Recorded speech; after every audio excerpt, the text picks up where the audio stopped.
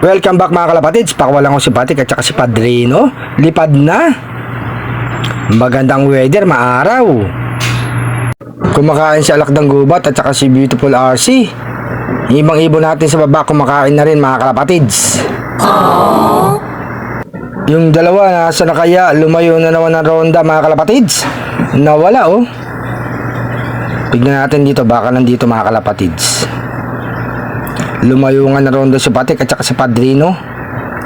Meron ligaw na ibon dito mga kalapatids. Ayan, nasa bubong. Patingin-tingin dito sa loob natin. Nagpapakain ako eh. Biglang lumitaw si Batik at saka si Padrino mga kalapatids. Saan kaya nagpunta to? Pakainin ko na sila mga kalapatids. Eto na pagkain. Padrino, Batik, baba na. Bababa na yun si Padrino mga kalapatids. Pumasok na si Batik. Pasok na Batik. Gusto nito laging nasa labas eh. Pagkaronda ayun pa rin yung ligaw na ibon mga kalapatids. Hindi pa umaalis.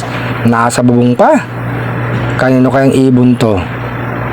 Si Batik ayun oh. Nasa labas pa mga kalapatids. Pasok ka na Batik. Inaantay ka ni Padrino.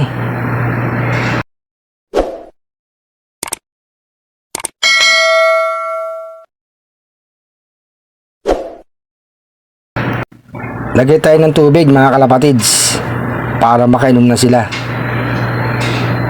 Papasok na si Padrino ulit mga kalapatids. Ayan na. Lumabas siya kanina eh. Si Batik kasi ang kulit eh. Batik, pasok na.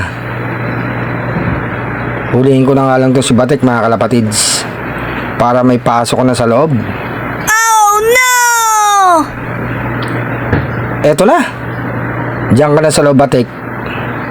Pasok ko na dyan. Sara ko na yung pinto mga kalapatids para makakain ka na dyan.